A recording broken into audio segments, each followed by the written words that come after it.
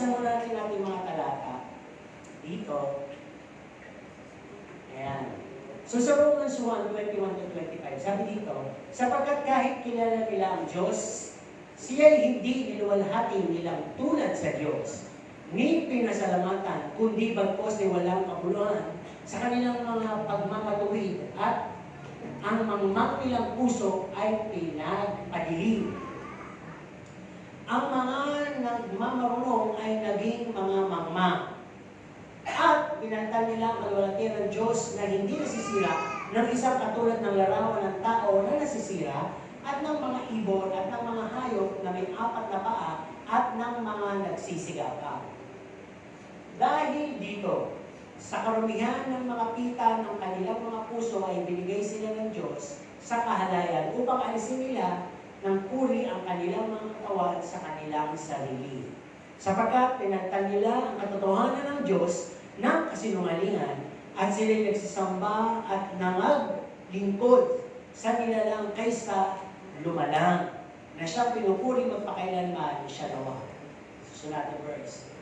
Kaya nga mga kapatid, pinamamanig ko sa inyo alang-alang sa mga kahabagan ng Diyos na inyong iharap ang inyong mga katawan na isang aking buhay, banal na kaaya-aya sa Diyos na siya ninyong katampatang pagsamba. Last verse natin.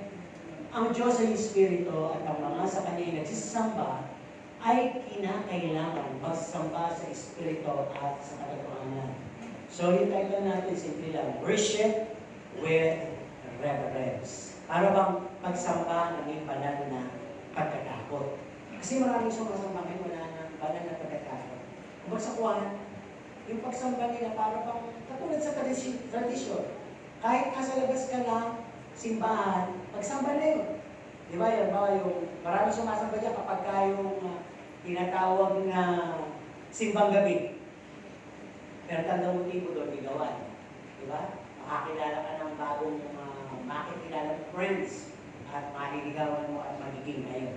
Kaya, kasi tayo ko dyan pagka ganun mga panahon, talaga paglalamasan na yung simbahan, nakita mo galing sa simbahan, pero ang mga gamit, parang mga mananandal, ano po, naikli lang ang t-shirt, naikli lang yung suot, mababango, mapalang makeup, tapos labutsingan sa mga tiling, ano po, mga lalaki, babae.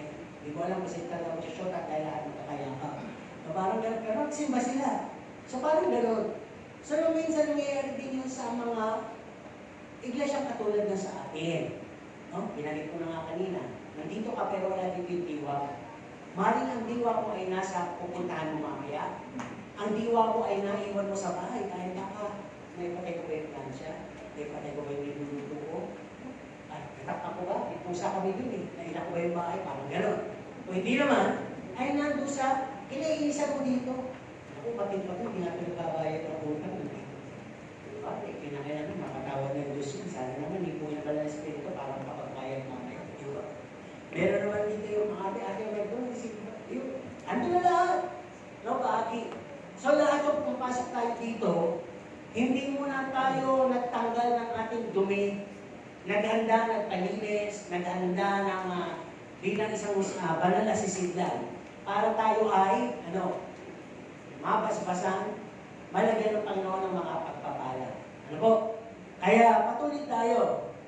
Ang sabi na dito, lahat ng nilikha ay sumasamba. Tama? Ang sabi, lahat ng may hininga o bahagi na tinatawag na kalikasan, lahat yan sumasamba. Kaya may kanta tayo, di ba? Yung shout to the Lord. Sinabi doon, di ba? Shout to the Lord, all the earth, let us sing. Power and majesty, praise to the King. Mountains bow down and the seas will roar.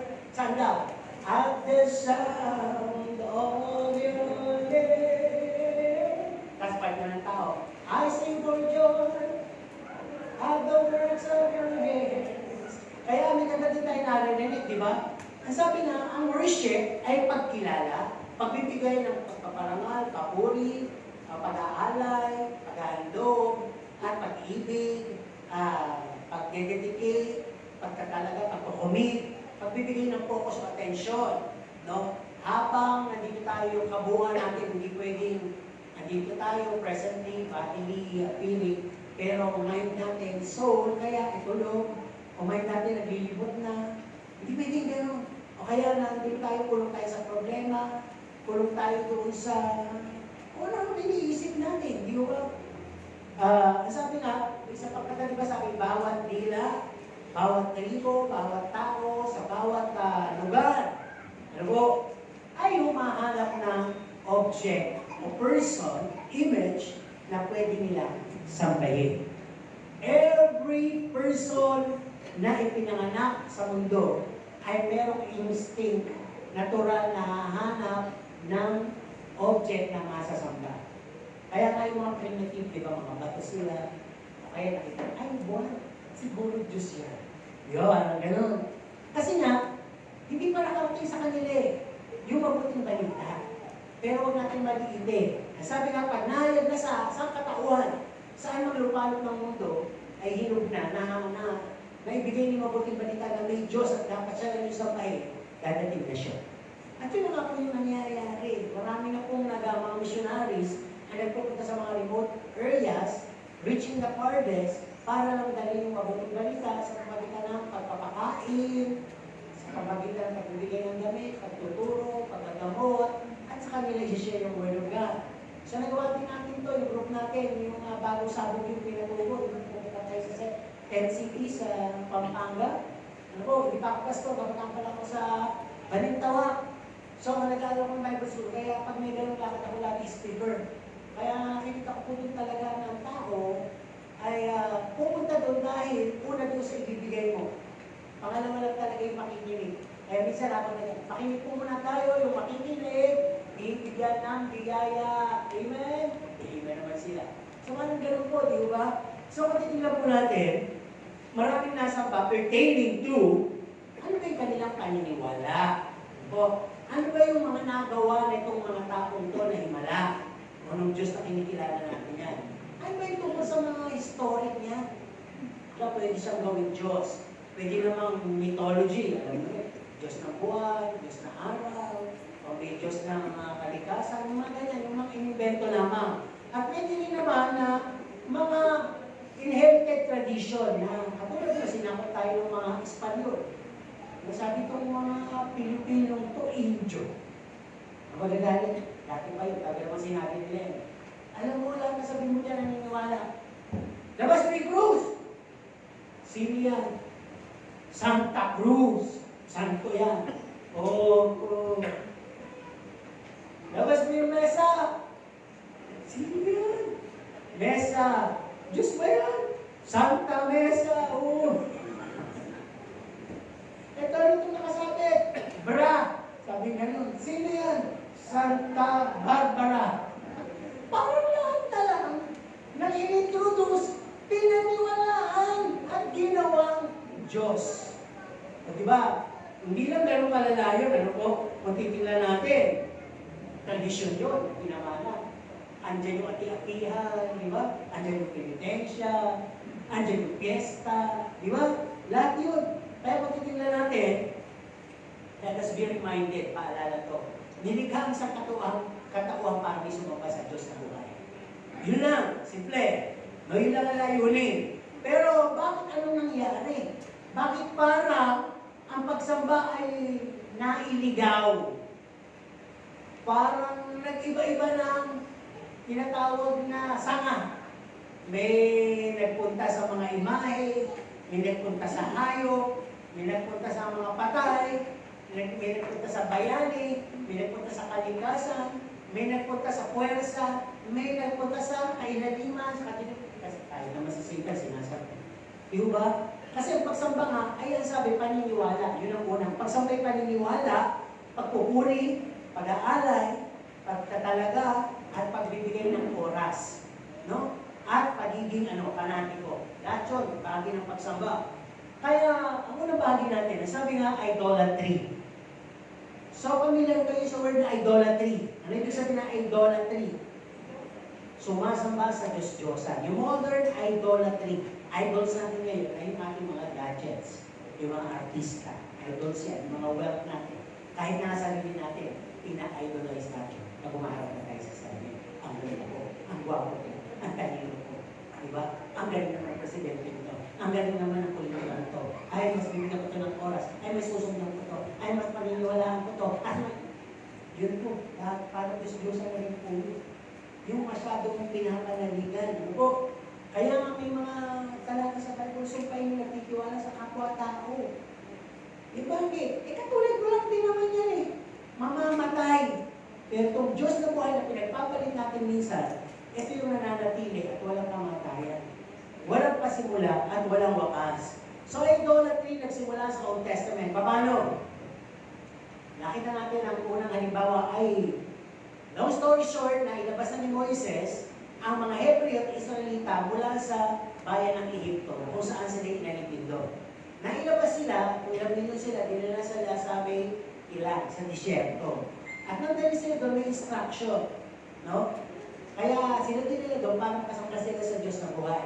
At kukunin nila ng Moises ang tinatawag na 10 utos doon sa bundok ng Sinai. Kaya pumanik siya doon sa bundok ng Sinai. Doon pumanik siya sa bundok ng Sinai. Ang tagal. Ang nakikita lang ng mga tao, ng multitude, ay para bang may kumukulong doon, maingay, may liwanag na para bang pakaisindi doon. Yun yung presensya ng Panginoon, nakikipag-liig kay Moises. Sa kanilang kainipan, doon sila nagpasimulang bumulong. Ano ba to? Anong buhay ba ito? Napaka-boring.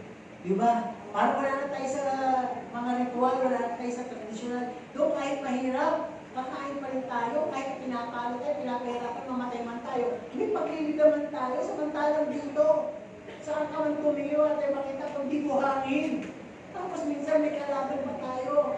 Ano yung gagawin natin dito? Wala man lang, hindi natin makita ang presensya ng Diyos. At alam naman din Aaron yun eh.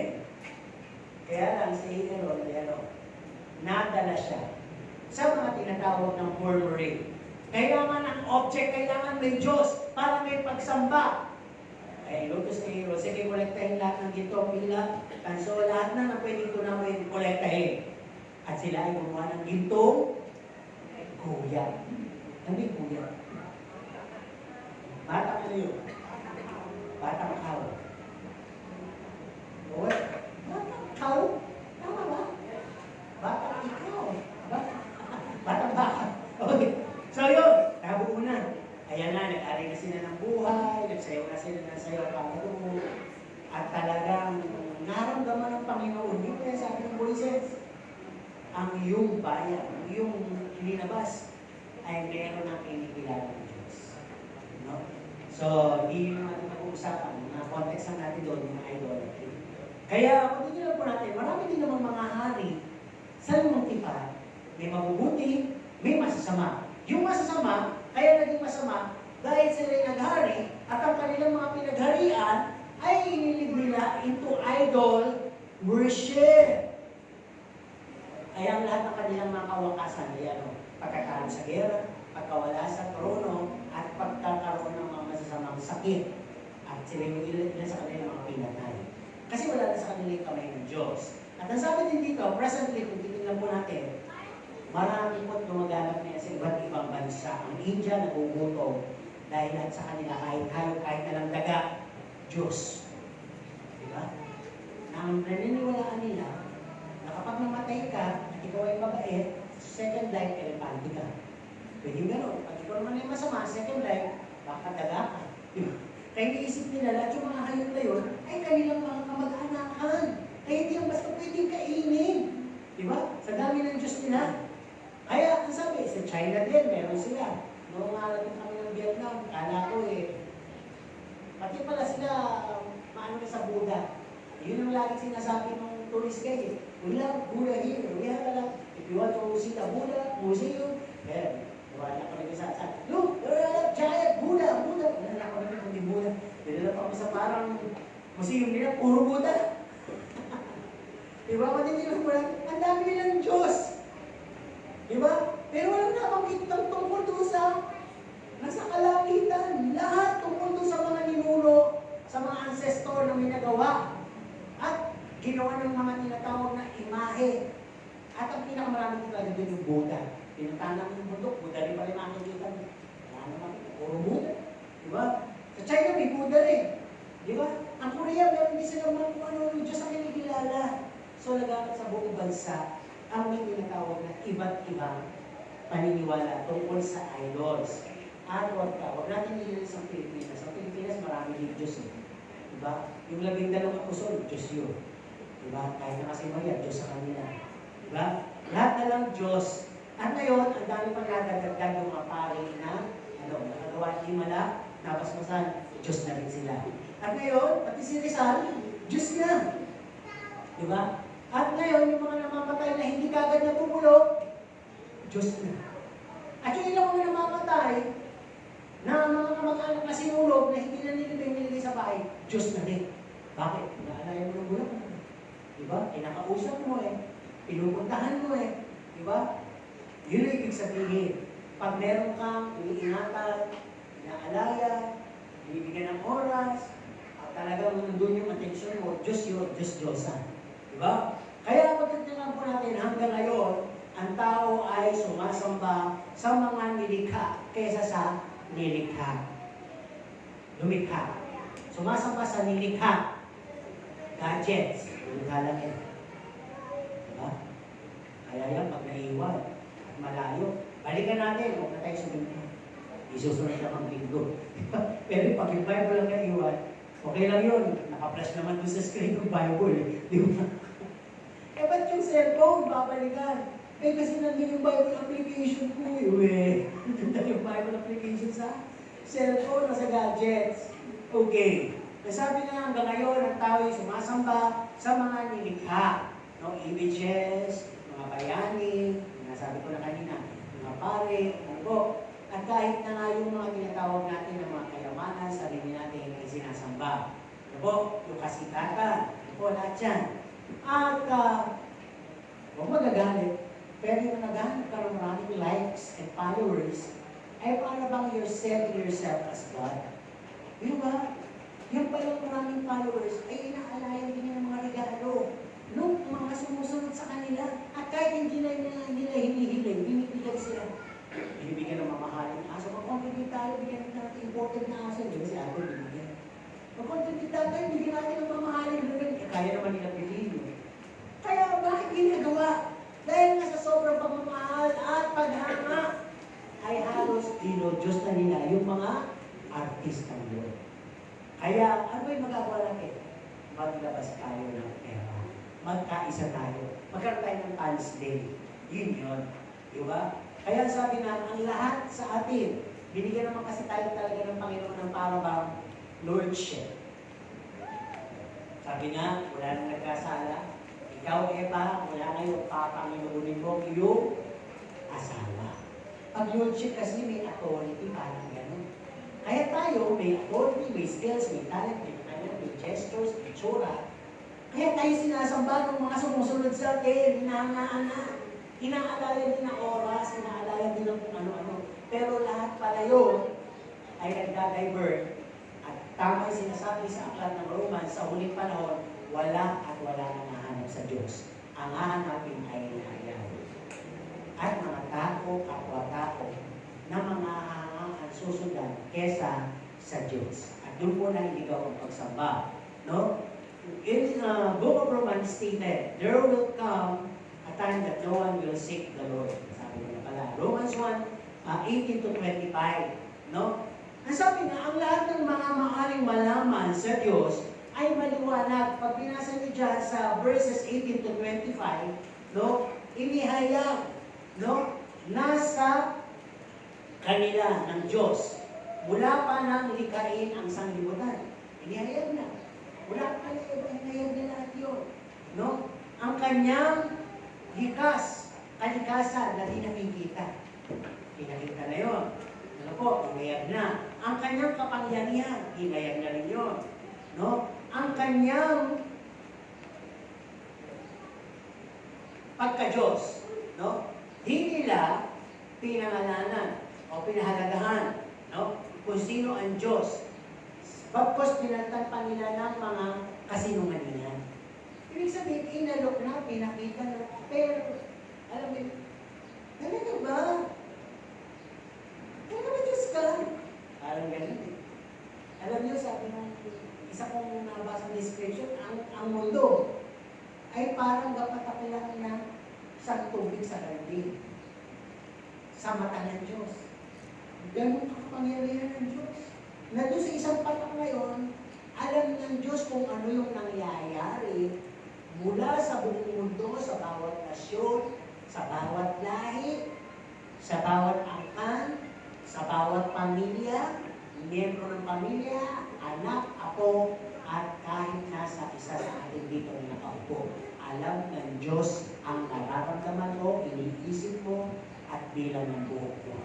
Ganon siya, nakapangyarihan. Iba yung tundong alam na yun. Bigyan kaya tayo ng buto ng kamatsili. O, di ba may butong natatalo? Hindi may buto ng kamatsili. Italuan mo lang yun, mahirap yun. Tapos ang Panginoon, di ba? Gapatak ng tubig ang mundo sa harapan niya na inilagay sa paligid. Eh yung gano'n lang, maya may iwan mo, tuyo na yun. Diba? Pero ibig sabihin, gano'n yung magpapahalaga niya. Doon sa para sa tingin natin, pag may gano'n na, tinatako na lang natin yung gano'n. Paano yun? Yung isang patak yun. Kung nanonood kayo ng internet, kukunin ko lang yung idea. Pwede kunin ng Panginoon yung makapangyarihan siya. Kasi gumano siya. Diba? Nakita nyo? Saan? Wala na lang. Sabi mo ako Diyos. Pero kung nanonood kayo ng internet, malaki pa yung nai-imagine nyo. Yan ito to. Hindi gano'n. Yung patak lang talaga. Pero kaya ng Diyos isang gano'n, sa mata niya, musisipin. Paano pa yung tinatawag na technology. Yung nakikita din minsan yung sa screen ginagano. Kaya ng Diyos, bulat na rin. Hanapin mo nga yung Ernie. Kita ka agad. Isinilang sa ganitong buwan, sa ganitong taon, ganito na ang edad. Nabubuhay pa. At alam ng Diyos kung kailan, kukunin. Ganun ng Diyos. Di ba? Pero bakit siya yung tinag-ikuran? Siya yung may alam ng lahat. Siya yung makapangyarihan sa lahat. Sino nga tayo sa Lumang Tipan? Yung klase ng pagsamba sa Lumang Tipan. Kung bakit ang mga tao doon ay takot na takot sa presensya ng Panginoon. Nasa lang sila eh. Mula nung ang Panginoon ay sumama na kay Moises at ginunaw ng Panginoon, sinubok ng Panginoon, pinakain sa lupa yung mga nag-idol sa tumaban kay Moises. Ngayon sa maglalakbay sila, kung saan sabihin ng Panginoon, yung presensya ng Panginoon, tumapat, doon tatayo yung tabernakulo. At kahit na tempyo, temporary doon tinatayo, wala basta pwede pumasok ng hindi authorized. Lahat ng nangyayari sa loob doon, hindi basta pwede hawakan, galawin, may palatuntunan. Ako, kaya gano'n nila yung kanilang pagkatakot. So tingnan natin, glimpse to the Old Testament worship. Ano yung pagsamba sa Lumang Tipan? Meron kasi mga requirements, may standards, may way, at may offering. Sabi dito, may mga hinihingi, may pamantayan, may mga pamamaraan, at mayroong mga kaloob. No? Doon sa mga apat na binanggit ko na yun, ang pinaka-general description, anuman yung requirement ay kinakailangan banal na ihahain mo, kinakailangan sakdal, perfect, walang katulad, sa pinakamaganda siya, talagang pinili mo siya, at talagang may step-by-step symbolical. Hindi ka pwedeng shortcut. Kaya bigli nga sa atin sa New Testament yung simpleng para hindi manalilboy na worship mo, step ko siya na Panginoon. Okay, galing. Yung alay iwan. Balik. Kung may kaaway, balikan. Makipagkasundo muna, saka bumalik at mag-alay. Meron pa rin konting pakyaw sa Lumang Tipan. Sabi ko kung paano. So dito sa Lumang Tipan, sabi, may mga step-by-step symbolical para maging katanggap-tanggap. Unahin na natin. Hindi ko alam Tagalogin, pero mga items to doon sa tinatawag na tabernacle. Sa number 1, meron tayong tinatawag na the bronze altar. No? Makikita niya sa Leviticus 17:11. Pero hindi ko na po bibigay lahat ng references dahil hindi nyo po talaga babasahin. Yung bronze altar, ano ba yung bronze sa Tagalog? ngayon yung bros. Tanso. Bakit niya sinasabi, ay natanso ako? Maganda ba yung kalidad ng tanso?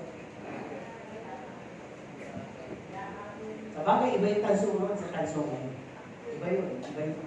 Iba yung kalidad mo. Kasi hindi pwedeng ipalagay ng Panginoon yun kung hindi mahalaga yun. Kaya tawag nila ay the bronze altar. Ito step number 1. Yung tao na may kasalanan, magdadala ang mayaman ng tinatawag na kalabaw, tupa o kambing. Pero pagka ikaw ay mahirap, kalapati, bato-bato na. Required pala lahat. Walang mayaman, walang mahirap. At alam yun ng buong sambayanan, lalo na ng pare, kung talagang mayaman ka. Ay hindi pwedeng magpanggap na mayaman ka, magdadala ka ng bato-bato, doon pala sa sinungalingan mo, sunod ka na. O hindi nakatanggap-tanggap. So yun. Ano gagawin doon? Dadalhin yun doon sa bronze altar kasama no makasalanan. At habang pinapatay yung hayop, hahawakan nung tao kasama ng pare, yung pare papatay doon sa hayop. Habang ginigilitan, pinapatulang dugo, hahawakan ng tao makasalanan, yung ulo nun, nang ibig sabihin, inililipat ko na ang aking kasalanan sa hayop na ito at sa magitan ng pagganap ng kanyang dugo, ang aking kasalanan ay naugasan. Pinatay na. At yung hayop ang nagdala nito. Kaya ganoon ang ginawa sa Panginoong Yesus sa New Testament. Di ba? Pagkatapos nun, yung pangalawang step, yung bronze laver. Ay, tsura na parang fountain. Di ko naman maghuhugas yung pare. Hanggang doon lang yung part ng tao nag-alay. Doon naman maghuhugas yung pare para masanctify siya. Dahil siyempre, nagkatay siya, di ba? May dugo, may kung ano-ano, siguro mapapagpag. Kasi, kaya siya maghuhugas, pupunta siya sa third step, papunta na siya doon sa entrance na kung saan ay malapit na sa Holy of Holies. Pero hindi pa doon mismo. Kaya sabi, sa kanyang paglapit doon, iiwanan ng tao, siya na halos ang gagawa, if you purify niya yung self niya. So sa New Testament, ang dating naman ito ay Holy Spirit sa bawat tumanggap. No? Symbolizes the water. No? Ang third step, papunta na siya sa lampstand. Doon sa pinaka-area na to, bago yung Holies, andyan yung lampstand, no? Na nagsisimbolize ng 7 ilaw. No? Tapos, dyan sa lampstand na yan, may katapat yan na tinatawag na may table, katapat at may altar na katapat para sa incense. Ano po? At doon ilalagay yung mga tinatawag na para sa paghahanda ng mga bagay na dadalhin sa kabanal-banal. No? So, sisindihan yung lampstand. Parang may ibibit lang Hindi po kandila yung magpapasindi doon. May oil po, finest oil ang magsisindi doon. At yun ang sinisimbolize noon ay tinatawag na Jesus is the light of the world. Diba? Si Jesus, diba, binit siya. Yeah. Hinampas siya. So yung lampstand na yun, kapag yun ay binit, parang automatically, di ba kung magbo-boil, o mag-ano, basta magpuproduce siya ng light. Dim light lang, hindi talagang may control na hindi pwedeng malakas. Kasi tabernacle yun, pwedeng masulog. Tent lang naman yun. And then, pagkatapos doon, ang fourth step, yung pare, di ba pinatay niya yung tupa, yung pare, sa kapanahonan ni Aaron, pati mga anak niya, sila ay pupunta sa dula. May isang table, no? At yung table na yon, laging may tinapay, even bread doon.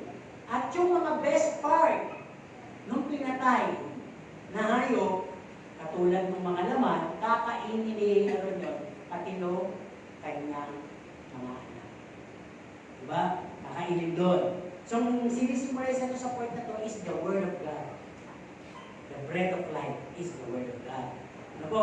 Kaya kung titignan po natin, ang daming ng pare, nag-aantay lang yung tao doon kung ano yung magiging response ng Panginoon sa alay niya. at kung patatawarin siya. No? At dito din, kaya may ganon, this is in memorial of God's provision. Ng Panginoon, nung nilabas ang lahi ito, hindi nagkulang sa pagpapakain sa kanila, kahit na sila'y maligyan. At ang ikalimang step, yung altar of incense. No? Incense. Malapit na to sa Holies of Holies.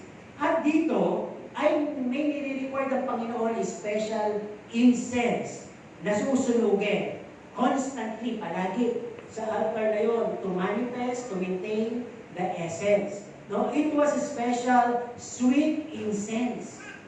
At yun ay mixture o mga spices na talaga ang Diyos ang nagsabi kung ano itong mga to. At yun lang ang pwede sunugin doon. At kung titingnan po natin sa istorya, dito po pumasok yung si Nadab at si Abihu.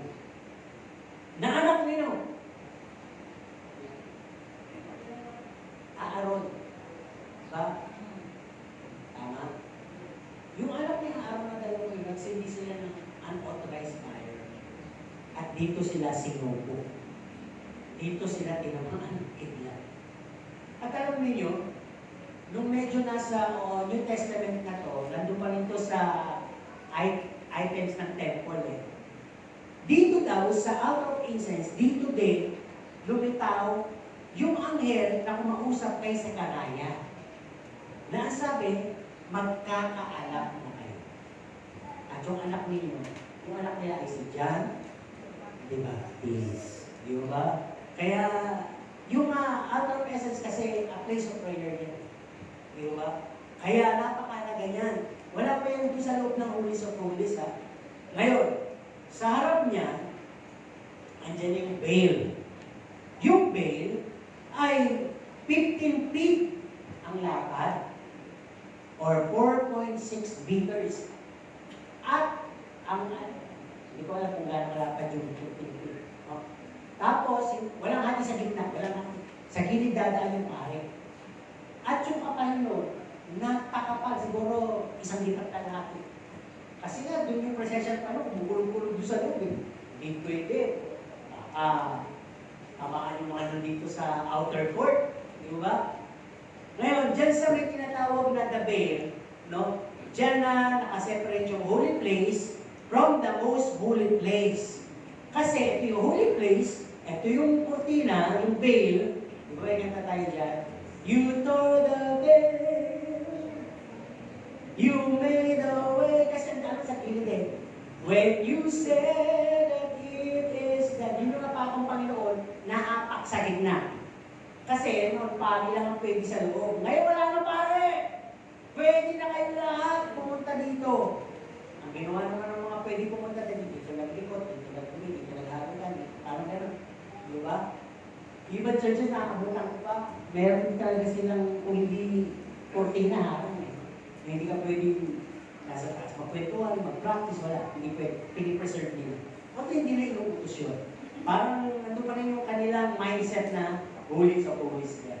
Dapat naman talaga kahit hindi sabihin yun, magbigay tayo ng reference. Tama po ba? Ng paggalang. Dahil kung paano mo ginagalang ng Diyos, ay doon siya magiging makapangyarihan sa buhay mo. Doon siya kikilos. Pero kung if you just take light of who God is in your lives, wala. Walang himala. Walang mangyayari para ka lang merong santo rin. No? Yung tinatawag ka buhay na Diyos, pero hindi siya buhay sa mga transaction na sa'yo. Okay, tuloy tayo. Ngayon, nasabi dito, yung ikapitong bahagi, doon na papasok sa inyo sa gilid. Yung tinatawag na Ark of the Covenant. Sa Ark of the Covenant, sa loob, actually, nasa loob yun. Yun yung itsura ay parang, wala parang taon. Parang ganito na may awakan dito. Na may dalawang kerubin. Na yung kanilang pakpak ay nag-mimit dito. May ulo, basta dalawang angyan na nakalood. Na yung kanilang pakpak ng tiklop nag-mimit dito sa gitna. Ang nasa loob nun ay ano, mana, yung bato na Ten Commandments, at yung basto ni Aaron. Yun yung nandun. Pero bawal hawakan yun, mamamatay. Diba? Kaya nga, may tagbuhat nun eh. Si siguro yung tagabuhat mo, banal na banal. Kaya nung yun mahuhulog, di ba? May nagmagandang loob na tinukuran para hindi mahulog, namatay yun namatay. At hindi sinabing nabuhay mo po, hindi, namatay talaga. Kaya ganoon, kaya hindi pwedeng bukas, mamaya may pumunta doon Bata kaya, tao kaya, hipuin, mamamatay. Ganoon ka-strict yung kabanalan ng Diyos ng panahon na yun. Kaya doon sa Ark of the Covenant na yun, ang gagawin naman doon, dala-dala ngayon ng pari, yung dugo. Yung ilang dugo At doon na susunugin, i-sprinkle niya.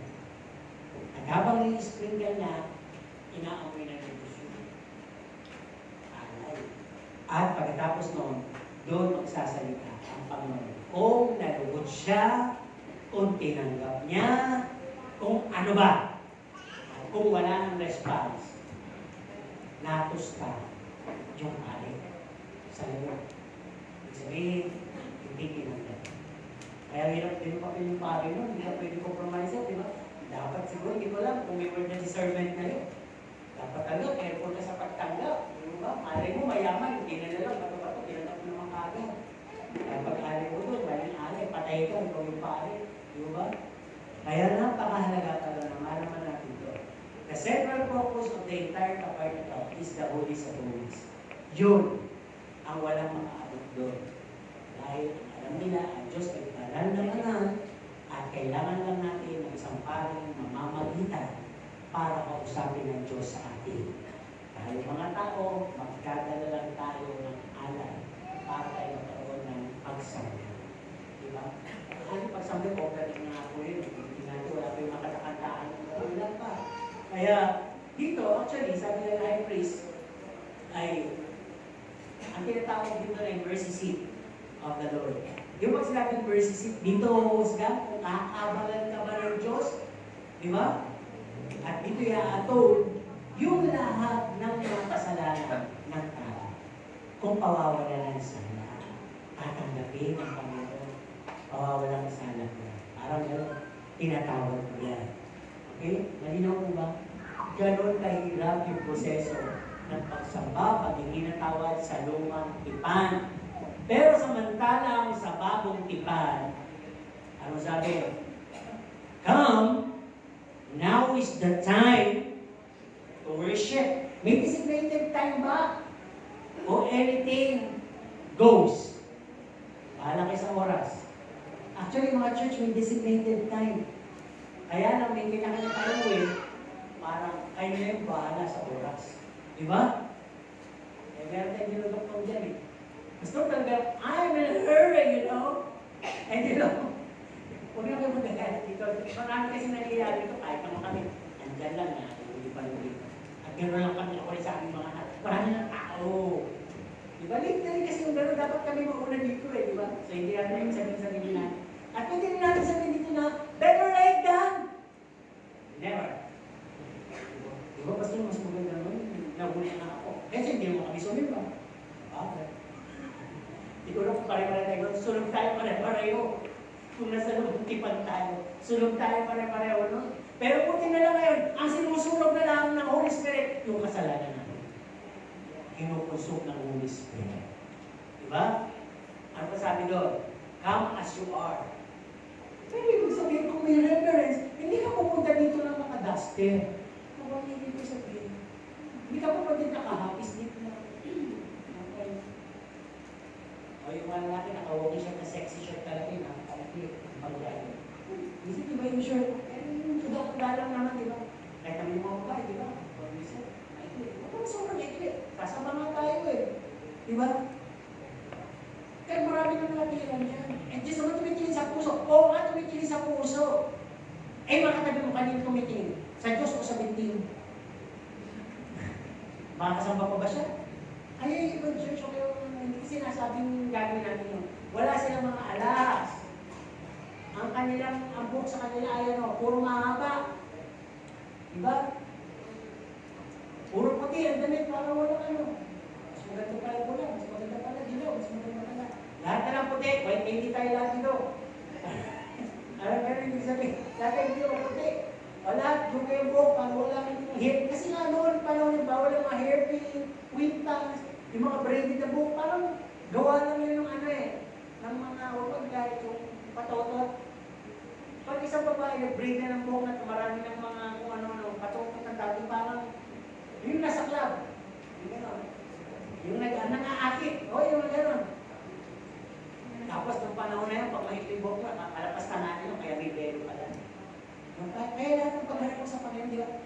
Si Moises, di ba, maharap siya sa, wala niyang mamita ko sa Panginoon, sa Mount Sinai.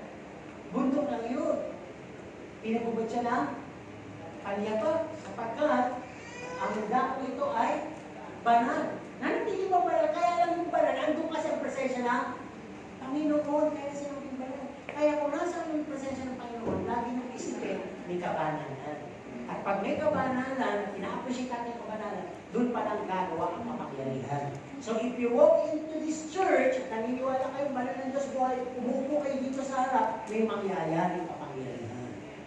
Pero kung mag-inom kayo, at pupunta lang kayo dito, sinasabi mo, nakakasalingan sa likod. Kung nakaupo kayo sa likod, dahil puno na dito, okay na yun. Pero hanggang may mga bakanting silya, tatlo doon, guilty yung mga dapat na nasa likod, dapat nandito. Iyo ba? Kasi na, ang hinahanap natin ay ang presensya ng Panginoon. Hindi na kasi natin kinakanta yung Lord, I see your kanta. Pakasakali matapos. Your iba rin kumanta eh. Ay maniwala, hindi mo naman tatapusin, pastor eh. Gusto makipag-condition sa atin, tapusin mo, pastor natin namin. Kanta tayo. Lord, I see your righteousness. Lord, I see your holiness. I come to you in brokenness. Sigurado. Ano yung hanapin? Righteousness and holiness. Katwiran ng Diyos. Hindi ka pwede mga tiniran. Katwiran ng Diyos. Hanapin niyo. Saan mo makikita yun? Paglapit mo sa Diyos. Holiness. Mas malapit ka sa Diyos. Abraham chose the mountain near the presence of God, while Lot chooses the lower area. Na kung saan meron na doon nagtitinda ng mga sabi ng mga ipapasok na natin, meron na doon mga panadero, at meron siguro doon mga tiyangge, meron doon nakakabili na ng kung ano-ano mga bagay na pwede. Pagpiyesa, parang gano'n, ano? Para bang, at least medyo modero rin. Kaya anong gagawin ng tulong yun? Pero, ano nangyari? Anong naging konsekwensya sa pamilya ni Lot? Di ba? Dito na nga, nagkaroon ng ilang na Sodoma at Gomorrah. Pag sinabing Sodoma at Gomorrah, hindi lang tungkol sa LGBT. Ang tungkol dito yung tinatawag ng work of the flesh. Lahat na. Sa sobrang kalampastangan, pati mga dumadalaw na anghel, gusto ko nagnanasaan mo. Diba? Yung bisita mo, gusto namin matikman. Parang gano'n. Diba? Gustong halayin. Kaya kung tinatawag po natin, si Abraham na sa taas, guarded siya na presensya na Panginoon. Diba? Sabi ko nga sa inyo, nung minsan ako nakakusa dito, hindi na lang pag-consume. Kada pag si Mrs. Sam, pastora ako nagsisero. Dahil ang daming distraction. Na hindi naman nila sinasadya. Pero sana gusto mo mag-distract ka talaga doon sa, tayo na tayo, sa nagkwekwentuhan. Isipin mo yung magpulungan sa harap mo, nakaka-distract yun. Yung parang yung papapansin pa ako nagbubulungan, hindi ko pa sa likod.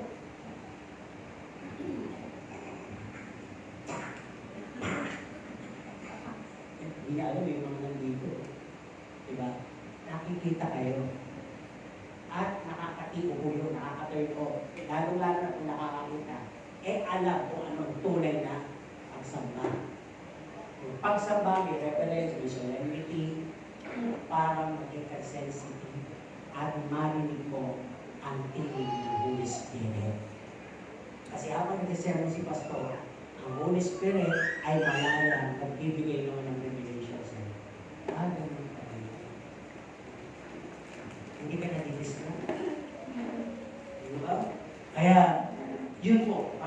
Lagi, ito na po, una na ako pa sa agad. Observe reverence in worship.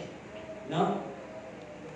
Ang sabi ng ganon, you tore the veil, you made a way, and you said that it is done. Malaya na tayo, malaya ng pare, na makakalapit sa mercy seat ng Panginoon, sa kanyang altar, sa kanyang graces. Now, sabi dito, man no longer needs to be assisted by a priest. Pero iba din mo mayroon pa rin mga ganitong samahan, may pari pa rin, di ba?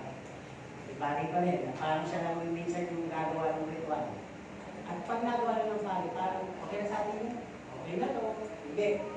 Bawal isa pa rin kinakailangan may nakikipag-ugnayan sa Panginoon. Ngayon, ba't may pastor? Yung pastor, nag-guide lang. Kailangan pa rin nagbabasa kayo ng Bible. Tama? Yung pastor kung magsakuhan, naghihimay-himay lang. Pumasok kami ingredient dyan, tagaluto lang, namumutpol. Pero kayo, marunong din naman dapat kayo tumikim. Marunong din naman kayo mag-appreciate. At yung mga hindi ka makainin, huwag nyo naman kainin. Hindi natin isusuko sa inyo ay isusuko din. Hindi natin ipakainin sa inyo ay iinumin nyo. Ano ibig sabihin nyo? Ang isang church o isang iglesia pertaining sa isang tao, sa church kayo, na walang discernment, anything, he or she would just accept. Tandaan ko niyo, in the last days, sinabi yun, ilitaw ang mga maraming bulaang. Actually, yung propeta rin, hindi lang yung makaisip niyo, parang sila Isaiah, sila Elijah. Simpleng tao nasa loob ng church. Bulaan nga lang. Walang ginawa kundi maghula kahit mali. Walang ginawa kundi magsalita ng mga bagay na kinikilala niya sa kategorya ng isang tao. At kung ikaw ay, sorry for the word, tanga. Walang discernment. Bilib na bilib ka kayo. Nagiging ka na tuloy followers. Kahit ano sabihin. Siyempre, yung mga false prophet, hindi naman yung mapapakita ng false eh. Ay, ipapakita niya yung magaling sa salita ng Diyos. Ipapakita niya maamo, mabait, mapakisama. False nga eh. Kayo, alam niyo, pakita yung false na. I love you with the love of the Lord. I love you with the love of the Lord. I can see you. Kunyari, mahal, nagkakamay, pero may hinanakit. Force yun. Ikaw kinakailangan, magpago ka na. Kinakailangan, makinig ka na sa mga ng Diyos. Upo. Ayoko na mapahiya. False humility. Kaya kung may mga ganon, may false prophet din. Diba? Ingat tayo. Hingin natin ang discernment. Dahil baka mag-implant siya sa buhay natin ang first. Tandaan po ninyo, pag na-hook kayo sa first prophet, hook na kayo. Kabit na kayo. Mahirap na, umalis doon. Actually, dahil kayo niya sa local pastor doon. Aalis na attention sa pastor kayo, paghahangan po po niya. At, hindi magtatagal, the end will justify the means. Yung huli niya, ipapakita kung bakit nagkagaling. Ayun, kaya naman pala eh, nakita din, nabuting din. Yun pala, ang huli. Kaya nagkagaling. Diba? Gusto niyo ba maabutan natin sa huli? Hindi nyo nakikita na binibiktima kayo. Kaya, hindi na discernment. Diba? Sabi nga dito, pag naho pa doon, actually magiging resulta sa'yo. Magiging kang malamig. Magiging malamig. Kasi, na-implantan ka ng espiritu. Hindi naman yung pakisama niya. Hindi naman yung sinasabi niya. Hindi naman yung character niya. Hindi naman yung personality niya. Naihinga niya sa'yo yung espiritu. Anything na false ay all na nanlalabig. Gumagawa lang naman kasi sila ng road. Tumutupad lang sila ng road sa loob ng church.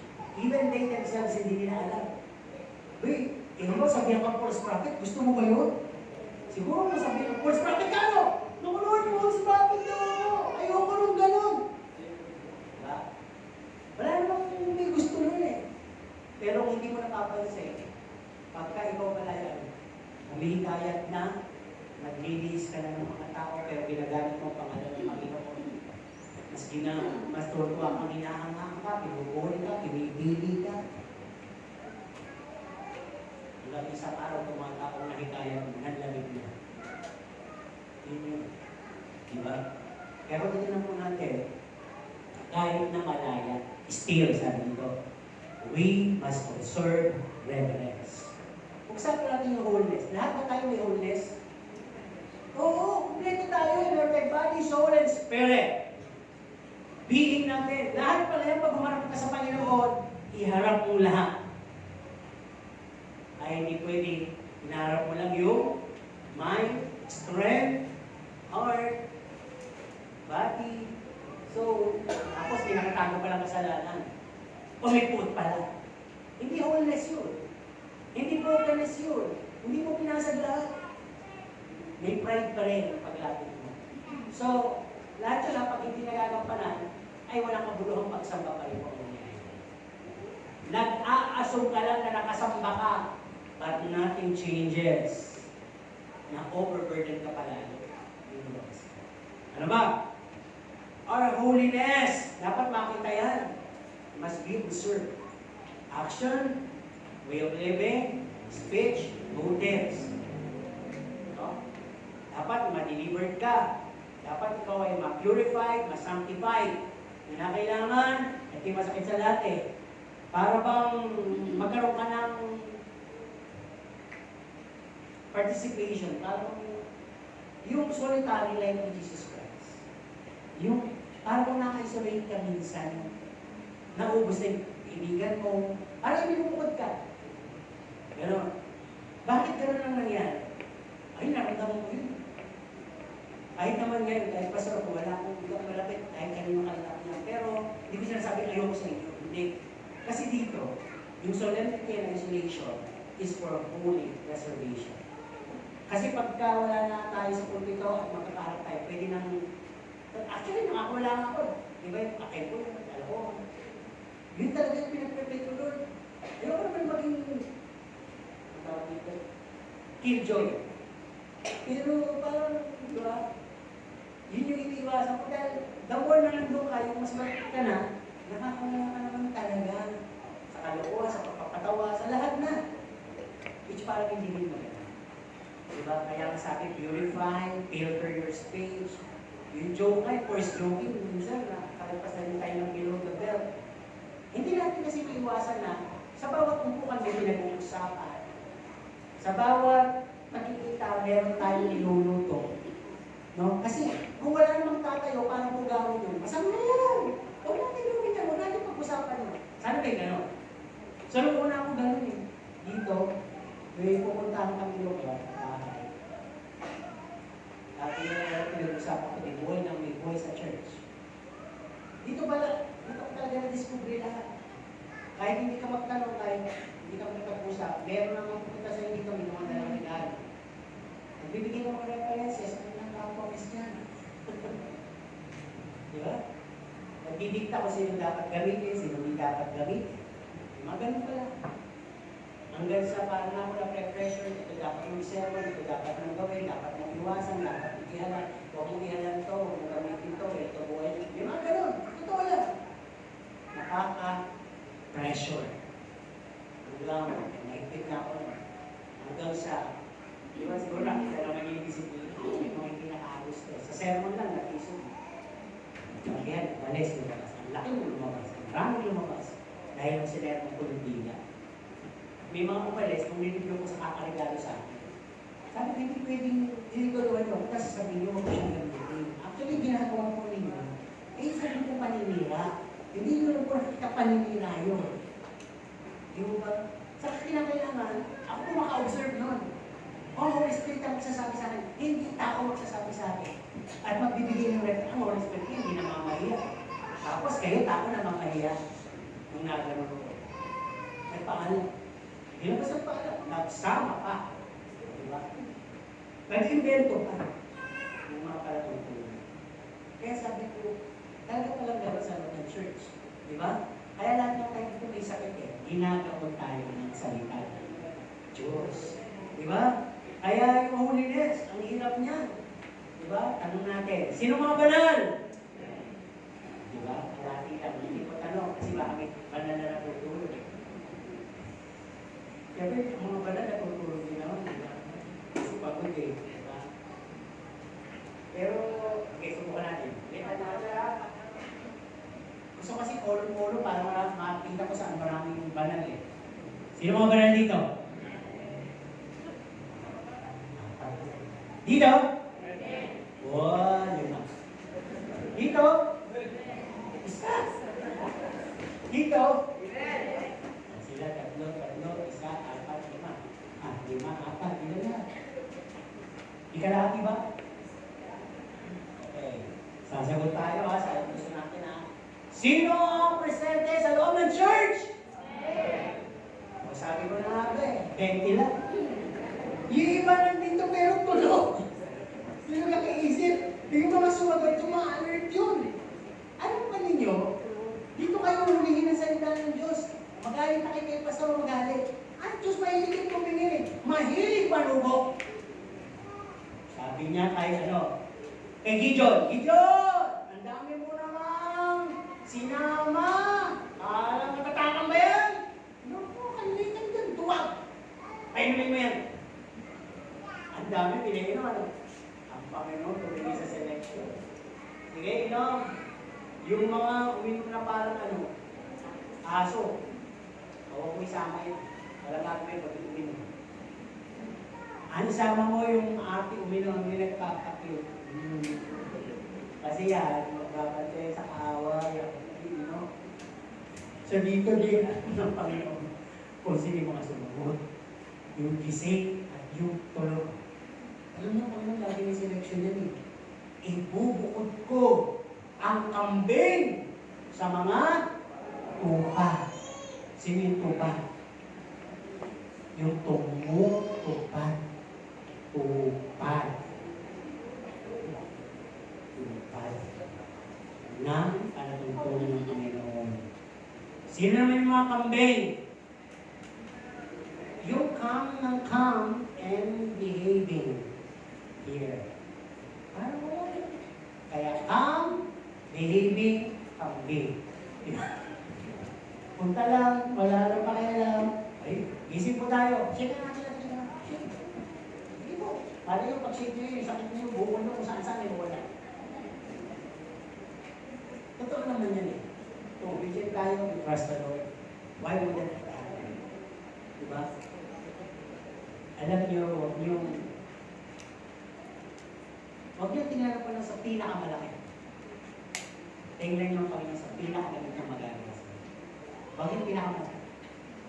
Bumabalik ko lagi doon sa talaga ba? Alam mo rin ang bilang ng aking buhok. Ang Diyos ay sensitive din yan kung paano mo siya kinikilala. Try something that you have read in the Bible. Diba?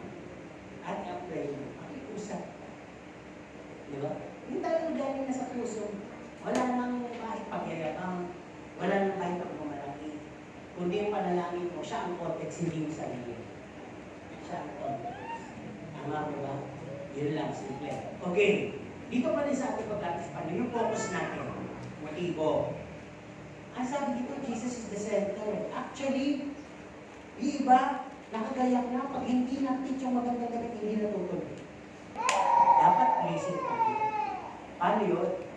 Pag pleasing ka, pagpunta mo pala dito, alasin mo yung napakarami mong i-comment sa kapwa mo at sa service. Dahil hindi mo nakakatuwa. Kung meron kumaan, gustong sabihin, idalangin mo sa Panginoon tanggalin. Sino dito marunong na magsabi na, Lord, patawarin mo. Lord, ayokong maging ganun. Lord, ayokong maging mapawintas. Lord, ayokong maging mapagbataas. Lord, yung kaaway ko, patawarin mo kami pareho. Sino ganun? Nakakadasal na ng ganun. Pero pag ang dasal niyo pala ay, Lord, parusahan mo siya. Lord, hindi ko siya marapat. Parang ito yung dasal mo nagbigay ng offering, hindi ka na malaki. Ayaw pala ng Panginoon Diyos. Okay? Dapat nga yung word na please. Ano yung nakaka-please sa Diyos? Yung mga magugulo, ha? Yung mga habang nag-service, nagsiserko, nagkwentuhan, nandidistar ng iba. Nakaka-please ba yan? Yung mga nakakita nga sa inyo, hindi na please. Diyos pa kayo na please. Punta mo na kayo sa pamantayan nyo. Saan ba kayo galit? Diba ayaw nyo maingay? Ayaw nyo yung may gugulo sa inyo, lalo na pag may ginagawa kayo. So, lalo na sa Panginoon. Bigay niyo yung reverence sa Panginoon. Hindi naman kayo pastig ang Panginoon.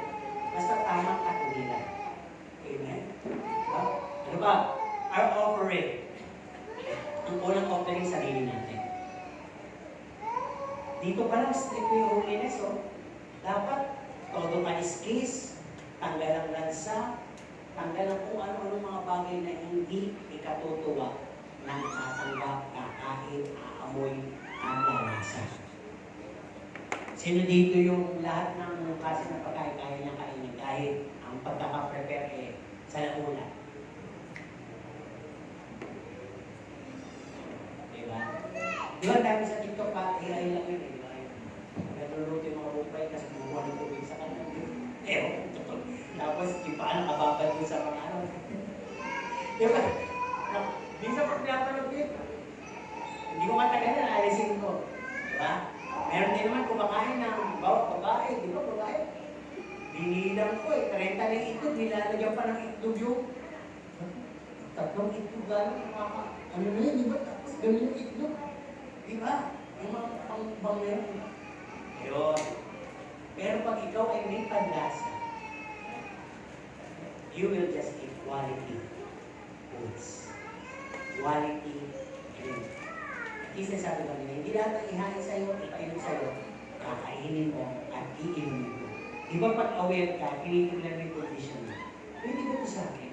Dito sa pagpapresent ng sarili natin, pinakiusapan ni Pablo, pinamamali ko sa inyo, alang-alang sa awa ng Panginoon. Kinaawaan kayo ng Panginoon, huwag kayo magmalaki, parang kinaawaan kayo. Kaya ihandog naman ninyo ang inyong mga sarili bilang isang hain, buhay, banal, at kaaya-aya. Diba? Paano isang damit hindi magiging kaaya-aya sa'yo kahit anong ganda? Pag ito ay, ang tingnan mo ay ano? May butas, may mancha, bago eh. Ano pa? Ulugot, may amoy. Ganon din, tinitingnan tayo ng Panginoon. May butas ka ba? Ibig sabihin, meron bang bagay na hindi ka whole dahil may kagalit ka yata, isama ka yata ng lore, butas ka no? Hindi ka yata nakakasunod sa isang malatuntunan ko Ang sabi, yung 10 utos, isa lang hindi mo sundin kung guilty ka sa lahat. Kasi ang Diyos pag nagputos, gusto niya pakiawin mo lahat. Pag nagbigay siya ng fruits of the Holy Spirit, nasa iyo lahat siya.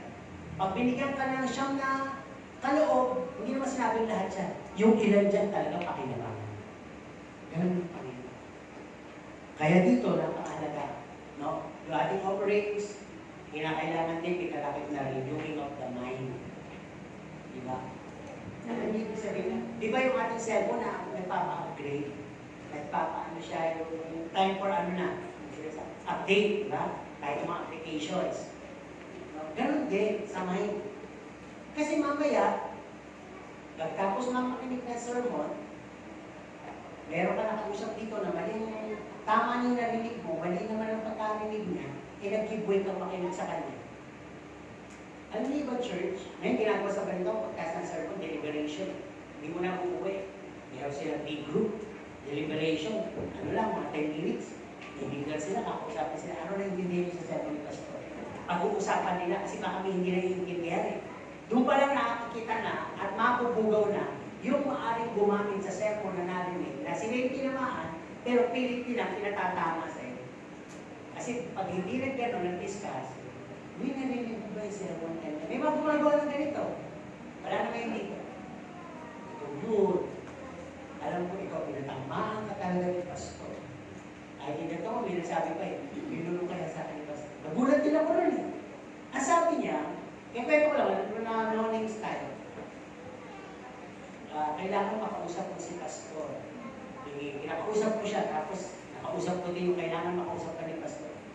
Nagulat ako para siya nawala. Nagkatisudan. Nagpalit pala sila ng mga kahanga. Na ang kanilang keyword na ginamit ay, ang sabi ni Pastor. Kasi isa bumalik ng paliwanag. Eh, wala ang sinabi. Ang sabi ko pa nga, kakausapin ko siya, pakisabi. Yung pala may dagdag na. Tama? Kaya pag itinulong ko dito, kay Nanay Flor na, Nanay Flor, may bubulong ako sa'yo.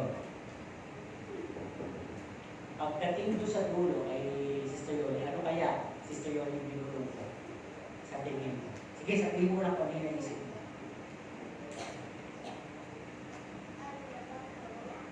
Ha? Hindi na nakarating yung bulong sa'yo? Kay Nanay Elvie. Ano kaya yung binulong ko? Kay Nanay Flor. Wala. Ano ba wala may binulong ako? Sa tingin mo ano yun?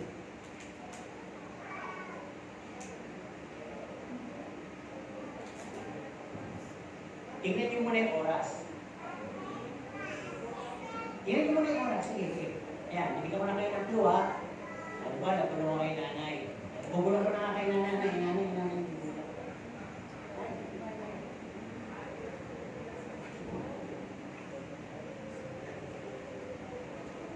Anong binulong ko kay nanay? Sister Rowena. Ano ba ikaw yung dulo? Anong binulong ko sa tingin mo? Ay, grabe. Di ba? Di ba? Ibig sabihin, yun naman talaga mangyayari. Ang binulong kasi kay nanay, malapit na tayo matapos. At pag talagang dumating niya sa'yo, yan talaga ang magiging sagot. Sabi ni Pastor, gutom ka na ba? Hindi ko, sige oras. Di ba? Ganun po yung nangyari. Kaya dito, sabi ko doon sa balito, kaya hindi group sila, hindi pwedeng ako lang basta membro. Kasi mag-iba-iba yan. Lalo pag ang church ay maraming issue.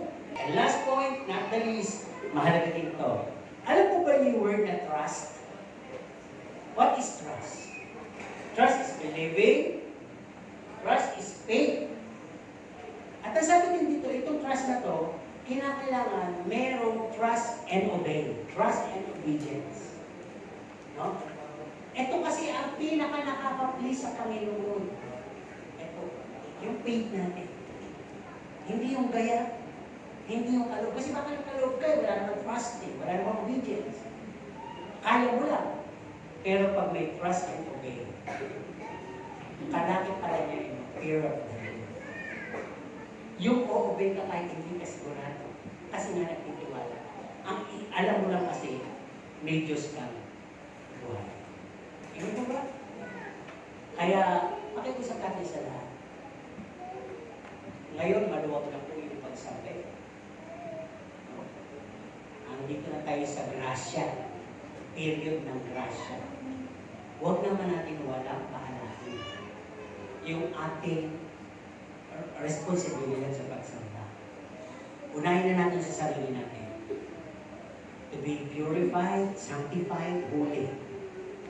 Ialis lahat ng mga makakasagapan, makakawala na sagot sa atin dahil sa mga maring meron tayo inalaga ang hatred, galit, poot, inggit, etc. Alisin lahat yun. At dito naman sa loob, huwag tayong magsilbing distraction. Huwag tayong mag-distract. At higit sa lahat, mag-aalala na tayo sasamba sa Panginoon, huwag pong option at huwag pahagilan. Wholeness. Concentrated ka dito na. At kung ikaw'y sasamba, huwag mong isipin yung makauwi agad. Mas isipin mo yung makarating ka ng aga. The rest, bahala na si Lord. Tama? Tama po ba? Sinabi dun sa Ecclesiastes, huwag kang magmadali sa harap ng Panginoon. Kasi baka may gagamitin pang kapatiran dito magsasalita sa'yo. Baka may, o baka ikaw yung gagamitin para magsalita sa isang nangangailangan na nawawala ng pag-asa. O baka yung yakap ko, kailangan yung salita ko dito. O baka may aayusin na dapat na hindi maganda pakiramdam sa mga kapatiran mo dito na pinapram kang ayusin mo. Lahat ko yung sinasabi ko rin naranasan. Meron akong pagtanggi, sabi sa akin, puntahan mo yung kapatid mo. Bakit mo mo yung kapatid? Pero sinigil obedience and trust. Yung ginawa ko, lumugin ka ng ba't mo na ayos. Yun yun eh. Minsan meron tayong argumento eh. Kaya po din eh. Hindi ganun. Yung pagsampa kasi natin gusto ng Panginoon, may reverence, may fear of the Lord yun. Kasi pag hindi, marami pa lang sumasamba sa ating Panginoon na null and void lang. Kala mo lang, nakasamba ka literally, pero umuwi ka, hindi ka naman talaga binasmasan ng Panginoon. Eh bakit? Para sa Panginoon. Hindi ka pa kumikilala sa Kanya, latag na ang biyaya. Ang gusto ko sabihin, lalo na pag nakilala mo siya, pakatotoo ka, yung exclusivong biyaya, mas may enjoy mo yun. Yung exclusive need for you, may enjoy mo yun. Kung dati tinitingnan ka lang ng Panginoon, may enjoy mo yung biyaya ka ng Panginoon. Kung dati, na-enjoy mo yung mga patak-patak na himala, na para bang nung nangyari, nagkakaroon lang. Aba ngayon, dadating talaga yung walang sukat, sinit talaga. Huwag ka lang pala talaga makulit, magreklamo. At huwag mo na bantayan yung pagtaas at pagbaba. Ang bantayan mo, yung Panginoon, Diyos mo po ay huwag mawala yung pagtitiwala mo sa Kanya. Kasi talagang yayaligin tayo ng paligid natin para lang ma-distract tayo at magtanong kayo sa Panginoon. Pero kung meron mang pinayagan ng Panginoon ngayon sa buhay natin, sitwasyon, pera man to, ano man, pinatatatag lang tayo ng Panginoon.